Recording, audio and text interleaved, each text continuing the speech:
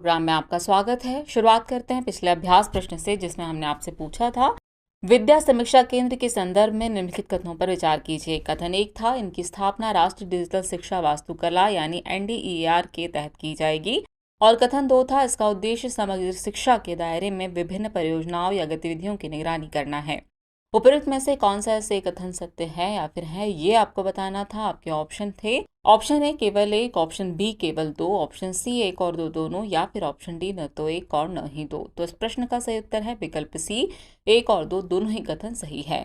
आप में से कई व्यूअर्स ने इस प्रश्न का एकदम ठीक जवाब दिया है। इसी तरह अपने सुझाव, प्रतिक्रियाएं और जवाब हमें भेजते रहिए, हमें इसका इंतजार रहता है। चलिए अब आगे की बात को एक्सप्लेनेशन से समझते हैं। हाल ही में राष्ट्रीय डिजिटल शिक्षा वास्तुकला एनडीईआर के तहत शिक्षा मंत्रालय राज्यों को विद्या समीक्षा केंद्र यानी वीएसके की स्थापना के लिए प्रेरित कर रहा है। इसलिए कथन एक सही है। ये एक डेटा रिपोजिटरी है जिसमें शिक्षा मंत्रालय द्वारा संचालित सभी योजनाओं का डेटा होगा। ये केंद्र मशीन लर्निंग का उपयोग करके सरकारी योजनाओं से एकत्रित डेटा का विश्लेषण करेंगे। इसका उद्देश्य समग्र शिक्षा के दायरे में विभिन्न परियोजनाओं या गतिविधियों की निगरानी करना है, इसलिए कथन दो भी सही है। चलिए अब जान लेते हैं राष्ट्रीय डिजिटल शिक्षा वास्तुकला यानी एनडीईआर के बारे में। तो इसका कार्यान्वयन इलेक्ट्रॉनिकी और सूचना प्रौद्योगिकी मंत्रालय यानी मेटी के सहयोग से शिक्षा मंत्रालय के तत्वावधान में किया जा रहा है। इसका उद्देश्य शिक्षा के लिए डिजिटल आधार तैयार करना है। इस तरह इस प्रश्न का सही उत्तर है विकल्प सी, यानी एक और दो दोनों ही कथन सही है। चलिए अब शुरुआत करते हैं आज के एपिसोड की। आज के एपिसोड का पहला प्रश्न है, राष्ट्रभाषा और राजभाषा के संदर्भ में निम्नलिखित कथनों पर विचार कीजिए। कथन एक है, राष्ट्रभाषा वह भाषा है जिसके द्वारा देश के अधिकतम लोग बातचीत करते हैं। कथन दो है, जबकि राजभाषा सरकार और प्रशासन द्वारा उपयोग में लाई गई भाषा है। उपरोक्त में से कौन सा सही कथन सही है या फिर है, यह आपको बताना है। आपके ऑप्शन है केवल एक, केवल दो, एक और दो दोनों, या फिर न तो एक न ही दो। तो इस प्रश्न का सही उत्तर है विकल्प सी, एक और दो दोनों ही कथन सही हैं। चलिए एक्सप्लेनेशन देखते हैं। बीते 14 सितंबर को राष्ट्रीय हिंदी दिवस मनाया गया। आपको बता दें कि हिंदी हमारी राजभाषा तो है, लेकिन एकमात्र राष्ट्रभाषा नहीं है। मसलन भारतीय संविधान की 8वीं अनुसूची में 22 भाषाओं को स्थान दिया गया है जिन्हें राष्ट्रीय भाषा या राष्ट्रभाषा माना जाता है। वैसे राष्ट्रभाषा ऐसी भाषा होती है जिसे देश के अधिकतम लोग अपनी बातचीत में प्रयोग करते हैं, जबकि राजभाषा देश का कामकाज या प्रशासन चलाने के लिए जिस भाषा का प्रयोग किया जाता है उसे राजभाषा या आधिकारिक भाषा कहते हैं। इसलिए कथन एक और दो दोनों ही सही हैं। इस प्रकार इस प्रश्न का सही उत्तर होगा विकल्प सी, एक और दो दोनों ही कथन सही हैं। चलिए अगला प्रश्न देखते हैं। भारतीय सेना द्वारा किस रियासत को एकीकृत करने के लिए ऑपरेशन पोलो चलाया गया था? आपके ऑप्शन है हैदराबाद, जामनगर, कश्मीर या फिर भोपाल। तो इस प्रश्न का सही उत्तर है विकल्प ए, हैदराबाद। हाल ही में हैदराबाद रियासत को एकीकृत करने के लिए चलाए गए ऑपरेशन पोलो की 75वीं वर्षगांठ मनाई गई। दरअसल हैदराबाद राज्य के निजाम मीर उस्मान अली शाह का इरादा अपने राज्य को एक स्वतंत्र इकाई के रूप में रखने का था और अब आजादी के बाद वह भारत या पाकिस्तान में शामिल नहीं हुए। 13 सितंबर 1948 को भारतीय सेना द्वारा शुरू की गई सैन्य कार्रवाई के परिणाम स्वरूप हैदराबाद भारत का हिस्सा बना था। हैदराबाद के निजाम ने 17 सितंबर को युद्ध विराम की घोषणा की। 18 सितंबर को मेजर जनरल चौधरी ने अपनी सेना के साथ हैदराबाद शहर में प्रवेश किया और मेजर जनरल एल एड्रोस ने उनके सामने आत्मसमर्पण कर दिया। मेजर जनरल चौधरी को बाद में हैदराबाद का सैन्य गवर्नर नियुक्त किया गया। इस तरह इस प्रश्न का सही उत्तर है विकल्प ए, यानी हैदराबाद। नेक्स्ट क्वेश्चन है, हाल ही में K2-18b शब्द खबरों में था, ये किससे संबंधित है? आपके ऑप्शन है एक्सोप्लैनेट, नई आकाशगंगा, ब्लैक होल या फिर उल्कापिंड। तो इस प्रश्न का सही उत्तर है विकल्प ए, एक्सोप्लैनेट। हाल ही में नासा के जेम्स वेब टेलीस्कोप ने डाइमेथाइल सल्फाइड के माध्यम से एक्सोप्लैनेट K2-18b पर जीवन के संकेत पाए हैं। डाइमेथाइल सल्फाइड के अलावा शोधकर्ताओं ने ग्रह के वायुमंडल में मीथेन और कार्बन डाइऑक्साइड की भी पहचान की है, जिससे इस दूर की दुनिया में जल महासागर की संभावना बढ़ गई है। K2-18b एक सुपर अर्थ एक्सोप्लैनेट है जो एम प्रकार के तारे की परिक्रमा करता है। इसका द्रव्यमान 8.92 पृथ्वी है। इससे अपने तारे की एक परिक्रमा पूरी करने में 32.9 दिन लगते हैं। इसका संतुलन तापमान -23 डिग्री सेल्सियस से 27 डिग्री सेल्सियस है, इसलिए विकल्प ए सही है, यानी इस प्रश्न का सही उत्तर होगा विकल्प ए, एक्सोप्लैनेट। नेक्स्ट क्वेश्चन है, भारत निर्वाचन आयोग के संदर्भ में निम्नलिखित कथनों पर विचार कीजिए। कथन एक है, यह एक गैर संवैधानिक निकाय है। कथन दो है, मूलतः इस आयोग में केवल एक मुख्य चुनाव आयुक्त था। और कथन तीन है, मुख्य चुनाव आयुक्त की नियुक्ति भारत के प्रधानमंत्री द्वारा की जाती है। उपयुक्त में से कितने कथन सही है, ये आपको बताना था। आपके ऑप्शन है केवल एक, केवल दो, सभी तीन या फिर कोई भी नहीं। तो इस प्रश्न का सही उत्तर है विकल्प ए, केवल एक कथन ही सही है। हाल ही में भारत निर्वाचन आयोग ने अरुणाचल प्रदेश के मुख्य निर्वाचन अधिकारी के रूप में नियुक्ति के लिए पवन कुमार सैन के नाम को मंजूरी दे दी है। भारत निर्वाचन आयोग एक स्थायी संवैधानिक निकाय है, इसलिए कथन एक सही नहीं है। इसकी स्थापना 25 जनवरी 1950 को भारतीय संविधान के अनुच्छेद 324 के अनुसार की गई थी। मूलतः इस आयोग में केवल एक मुख्य चुनाव आयुक्त था, इसलिए कथन दो सही है। हालांकि वर्तमान में मुख्य चुनाव आयुक्त और 2 चुनाव आयुक्त शामिल हैं। भारत का राष्ट्रपति मुख्य चुनाव आयुक्त और चुनाव आयुक्तों की नियुक्ति करता है, इसलिए कथन 3 सही नहीं है। उनका कार्यकाल 6 वर्ष या 65 वर्ष की आयु तक जो भी पहले होता है, वह भारत के सर्वोच्च न्यायालय के न्यायाधीशों के समान वेतन और भत्ते प्राप्त करते हैं। मुख्य चुनाव आयुक्त को संसद द्वारा महाभियोग के माध्यम से ही पद से हटाया जा सकता है। इस प्रकार केवल एक कथन ही सही है। इस तरह इस प्रश्न का सही उत्तर होगा विकल्प ए, केवल एक कथन ही सही है। चलिए अगला प्रश्न देखते हैं। हाल ही में समाचारों में देखा गया डिजिटल मार्केट एक्ट यानी डीएमए किस संगठन से संबंधित है? आपके ऑप्शन है G20, यूरोपीय संघ, विश्व बैंक या फिर आसियान। तो इस प्रश्न का सही उत्तर है विकल्प बी, यूरोपीय संघ। हाल ही में यूरोपीय आयोग ने डिजिटल मार्केट एक्ट यानी डीएमए के तहत 6 प्रौद्योगिकी कंपनियों Alphabet, Amazon, Apple, ByteDance, Meta और माइक्रोसॉफ्ट को गेटकीपर के रूप में नामित किया है। डिजिटल मार्केट एक्ट यूरोपीय संघ का एक अभूतपूर्व कानून है, इसलिए विकल्प भी सही है।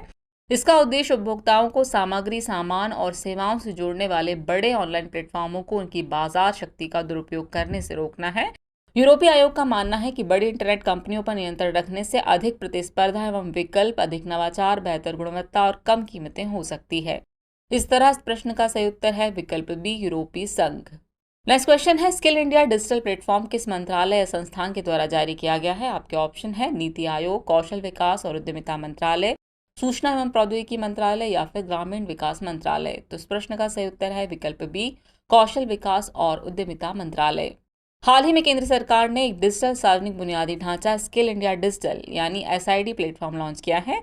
इसे कौशल विकास और उद्यमिता मंत्रालय द्वारा लॉन्च किया गया है। यह प्लेटफॉर्म कौशल विकास, शिक्षा, रोजगार और उद्यमिता से संबंधित विभिन्न सरकारी पहलों को एक ही मंच पर समेकित करने के उद्देश्य से लाया गया है। यह प्लेटफॉर्म विभिन्न उपकरणों के लिए उपयोग में आसान इंटरफेस प्रदान करता है और पहुंच सुनिश्चित करने के लिए कई भारतीय भाषाओं का समर्थन करता है। उपयोगकर्ता संभावित नियोक्ताओं या भागीदारों तक पहुंच के लिए व्यक्तिगत QR कोड के साथ डिजिटल CV उत्पन्न कर सकते हैं। प्लेटफॉर्म तक सुरक्षित पहुंच के लिए आधार बेस्ड eKYC की जरूरत होगी। इसका लक्ष्य सरकारी पहलों के लिए सूचना प्रवेशद्वार के रूप में काम करते हुए प्रतिभा की नियुक्ति, आजीवन सीखने और करियर में उन्नति की सुविधा प्रदान करके व्यक्तियों को लाभान्वित करना है।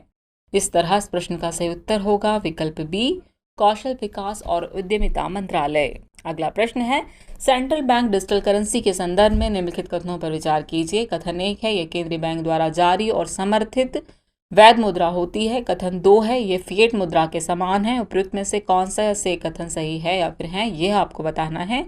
आपके ऑप्शन है केवल एक, केवल दो, एक और दो दोनों या फिर न तो एक न ही दो। तो इस प्रश्न का सही उत्तर है विकल्प सी, एक और दो दोनों ही कथन सही हैं।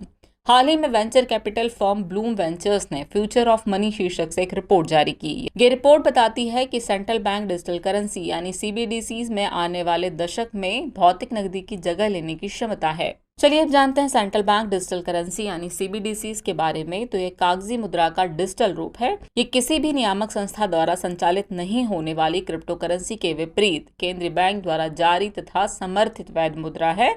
ये फिएट मुद्रा के समान है और फिएट मुद्रा के साथ 1-to-1 विनिमय करने में सक्षम है। फिएट मुद्रा राष्ट्रीय मुद्रा है जो किसी वस्तु की कीमत जैसे सोने या चांदी की कीमत पर नहीं आंकी जाती। ब्लॉकचेन द्वारा समर्थित वॉलेट का उपयोग करके डिजिटल फिएट मुद्रा या CBDCs का लेन देन किया जा सकता है। इसका मुख्य उद्देश्य जोखिमों को कम करना और भौतिक मुद्रा को संभालने, फटे पुराने नोटों को चरणबद्ध तरीके से हटाने की लागत, परिवहन, बीमा तथा रसद में लागत को कम करना है। इस तरह इस प्रश्न का सही उत्तर होगा विकल्प सी, एक और दो दोनों ही कथन सही हैं। नेक्स्ट क्वेश्चन है, लोंगबी पॉटरी के संबंध में निम्नलिखित कथनों पर विचार कीजिए। कथन 1 है, इसका अभ्यास पूर्वोत्तर भारत में नागा आदिवासी लोगों द्वारा किया जाता है। कथन 2 है, ये चाक का उपयोग करके बनाया जाता है। उपरोक्त में से कौन सा से कथन सही है या फिर है, ये आपको बताना है। आपके ऑप्शन है केवल एक, केवल दो, एक और दो दोनों, या फिर न तो एक और न ही दो। इस प्रश्न का सही उत्तर है विकल्प ए, केवल एक कथन ही सही है। बीते दिनों संपन्न हुए G20 शिखर सम्मेलन में भारत की समृद्ध जनजातीय विरासत और शिल्प कौशल का एक उल्लेखनीय प्रदर्शन देखा गया। इस प्रदर्शन को ट्राइफेड यानी भारतीय जनजातीय सहकारी विपणन विकास संघ जनजातीय मामलों के मंत्रालय द्वारा प्रस्तुत किया गया। इस प्रदर्शन में शामिल वस्तुओं में लोंगपी पॉटरी भी शामिल थी। बता दें कि मणिपुर के लोंगपी गांव के नाम पर तांगखुल नागा जनजातियां इस असाधारण मिट्टी की बर्तन शैली का अभ्यास करती हैं, इसलिए कथन एक सही है। अधिकांश मिट्टी के बर्तनों के विपरीत लोंगपी में चाक का सहारा नहीं लिया जाता, इसलिए कथन दो सही नहीं है। सभी आकार देने का काम हाथ से और सांचों की मदद से किया जाता है। विशिष्ट भूरे काले खाना पकाने के बर्तन, मजबूत केतली, विचित्र कटोरे, मग और अखरोट की ट्रे आदि उत्पाद लोंगपी के ट्रेडमार्क हैं। इस प्रकार विकल्प ए सही है, यानी इस प्रश्न का सही उत्तर होगा विकल्प ए, केवल एक कथन ही सही है। अब हम पहुंच गए हैं एपिसोड के अंतिम प्रश्न पर। तो अंतिम प्रश्न है, हाल ही में चर्चित एक महापाषाण डोलमेन साइट मुदुकोनाजे किस राज्य से संबंधित है? आपके ऑप्शन है महाराष्ट्र, जम्मू कश्मीर, राजस्थान या फिर कर्नाटक। तो इस प्रश्न का सही उत्तर है विकल्प डी, कर्नाटक। चलिए एक्सप्लेनेशन देख लेते हैं। हाल ही में कर्नाटक राज्य के दक्षिण कन्नड़ में स्थित एक मेगालिथिक डोलमेन साइट मुदुकोनाजे में एक पुरातात्विक अन्वेषण किया गया। इस अन्वेषण में विभिन्न राज्यों में संरक्षित अद्वितीय टेराकोटा मूर्तियां पाई गई हैं। इसकी मूर्तियां 800 से 700 ईसा पूर्व से संबंधित हैं। बता दें कि भारत में मेगालिथिक संस्कृति अपने विभिन्न प्रकार के दफनाने के तरीके और लोहे के उपयोग के लिए जानी जाती हैं। डोलमेन उनमें से एक है। ये सबसे बड़ा महापाषाण डोलमेन स्थल था, जिसमें एक पत्थर की पहाड़ी की ढलान पर 9 डोलमेन शामिल थे। इसलिए विकल्प डी सही है, यानी इस प्रश्न का सही उत्तर है विकल्प डी, कर्नाटक। चलिए अब नोट कर लीजिए आज के एपिसोड का अभ्यास प्रश्न। निम्नलिखित में से पीको फ्लेयर जेट क्या है? आपके ऑप्शन है, ऑप्शन ए गर्म समुद्री हवाएं, ऑप्शन बी ठंडी समुद्री हवाएं, ऑप्शन सी सूर्य में होने वाली घटनाएं, या फिर ऑप्शन डी समुद्र में होने वाली घटनाएं। तो व्यूअर्स, इस प्रश्न का जवाब कमेंट बॉक्स में देना न भूलें। जल्दी मिलते हैं नए एपिसोड में कुछ और नए सवालों और जानकारियों के साथ। तब तक के लिए शुक्रिया।